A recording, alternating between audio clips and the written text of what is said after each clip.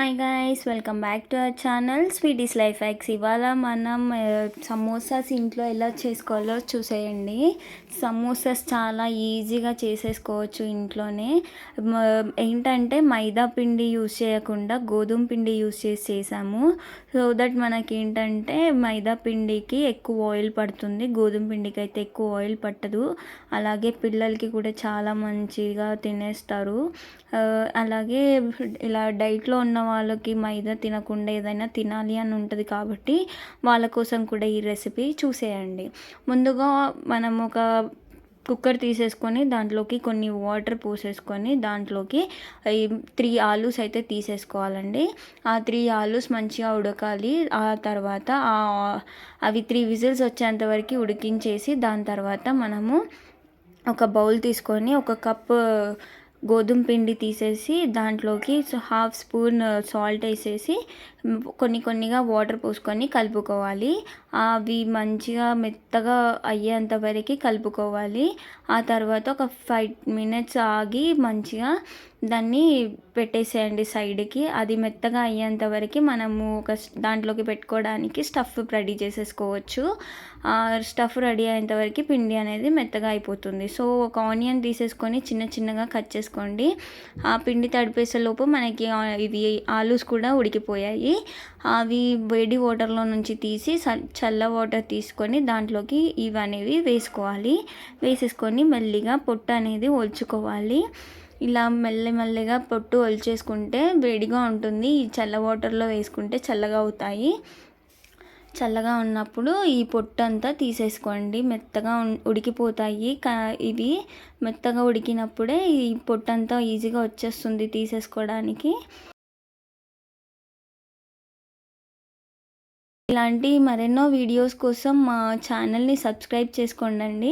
అలాగే మా ఛానల్కి లైక్, షేర్, సబ్స్క్రైబ్ అలానే చేసేసుకొని మాకెంతో మీ సపోర్ట్ని అందించాలని కోరుకుంటున్నాను. ఇలానే మమ్మల్ని ఆదరిస్తూ మమ్మల్ని సపోర్ట్ చేస్తూ ఉండండి. Thank you for watching this videos. మేము పెట్టిన ప్రతి వీడియోని లైక్ చేసి సపోర్ట్ చేస్తున్నందుకు థ్యాంక్ యూ సో మచ్. ఇలా మెత్తగా ఉడికిన తర్వాత ఈ పొట్టును అనేది మెల్లిగా తీసేసుకోండి. తీసేసుకుని ఆ తర్వాత ఈ పొట్టు తీసేసిన ఆలూస్ అన్నీ పక్కన పెట్టేసేసుకోండి. ఈ పొట్టు తీసిన ఈ వాటర్ ఉన్నాయి కదా, ఈ వాటర్ అనేవి పాడేయకండి, చెట్లలో వేసుకోండి. చెట్లలో కూడా ఈ పొట్టు అనేది చాలా బలం. సో చెట్లలో వేసేసుకోండి ఈ వాటర్ని. ఆ తర్వాత మనం పొట్టు తీసుకున్న ఆలూస్ని మళ్ళీ కట్ చేసుకోండి. అలానే స్మాష్ చేసుకోవచ్చు, కానీ స్మాష్ చేసుకుంటే ఏంటంటే తినేటప్పుడు మనకి తగలకుండా ఉంటుంది. సో ఇలా అయితే మనకి తినేటప్పుడు తెలుస్తుంది ఆలు అనేసి. అలా బాగుంటుంది, తినేటప్పుడు కూడా తగులుతూ ఉంటుంది అక్కడక్కడ. సో ఇలా మెత్తగా అయిపోతాయి, కానీ ఇలా కట్ చేసి పెట్టుకోండి. చిన్న పీసెస్గా కట్ చేసి పెట్టేసేయండి.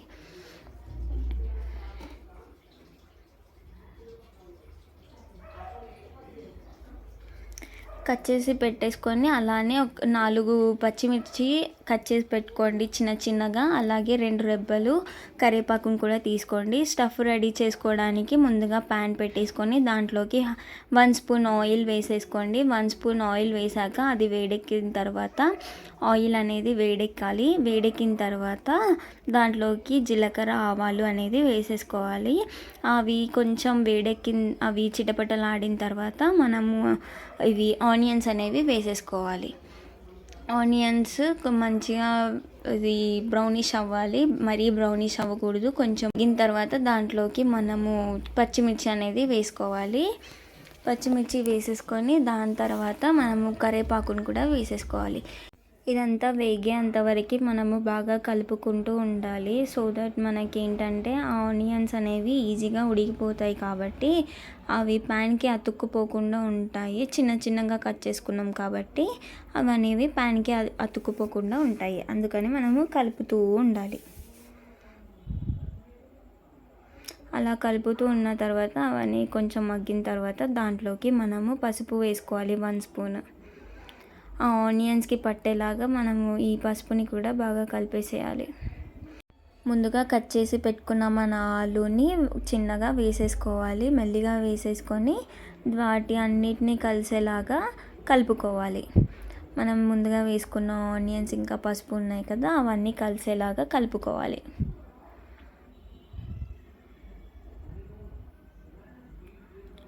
అదంతా మంచిగా కలిసేంతవరకు కలిపేసి ఎక్కువసేపు ఉడకనివ్వకుండా కొద్దిసేపు మగ్గనివ్వాలి. 2 మినిట్స్ మగ్గేంతవరకు దాన్ని కలిపేసి మూత పెట్టేసేయండి, మగ్గిపోతాయి.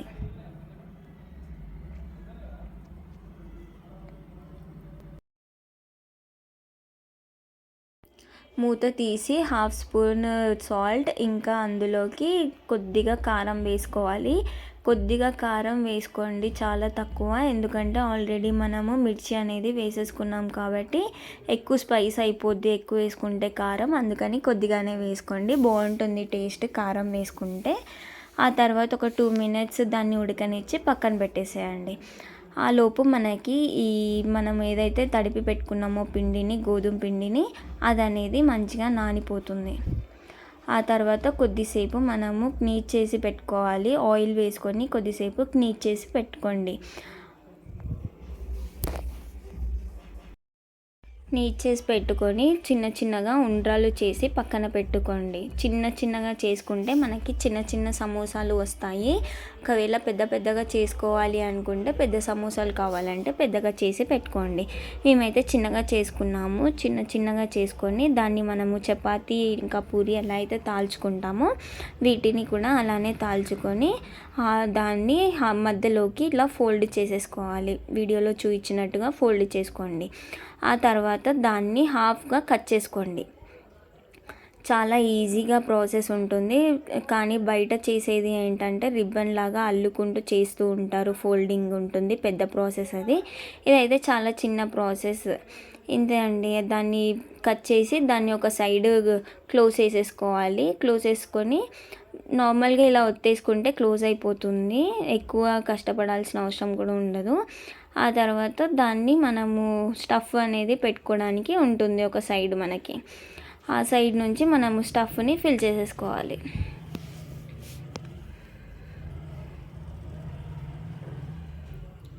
ఇలా కొద్ది కొద్దిగా స్టఫ్ని పెట్టుకుంటూ మనం ఫిల్ చేసేసి అది అనేది క్లోజ్ చేసేసుకోవాలి.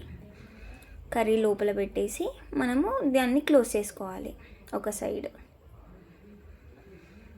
అలా అన్నీ చేసుకొని ఒకటేసారి అన్నీ చేసుకొని పక్కన పెట్టేసుకోండి. అలా అయితే మనకి ఆయిల్ ఎక్కువ పట్టకుండా ఉంటుంది, గాలికి ఆరిపోతాయి కాబట్టి మనము ఆయిల్ ఎక్కువ తీసుకోకుండా ఉంటుంది. ఇవన్నీ చేసుకునే లోపు ఆయిల్ని కూడా పోసుకొని మనము వేడెక్కించుకోవాలి, ప్రీహీట్ చేసి పెట్టుకోవాలి. పెద్ద మంట పెట్టేసి ఆయిల్ని వేడి చేసుకోండి. ఆ ఆయిల్ వేడెక్కేంత వరకు మనం ఇలా అన్నిట్లో స్టఫ్ ఫిల్ చేసి సైడ్కి పెట్టేసుకోవచ్చు. ఎక్కువ ఆయిల్ కూడా పట్టదండి.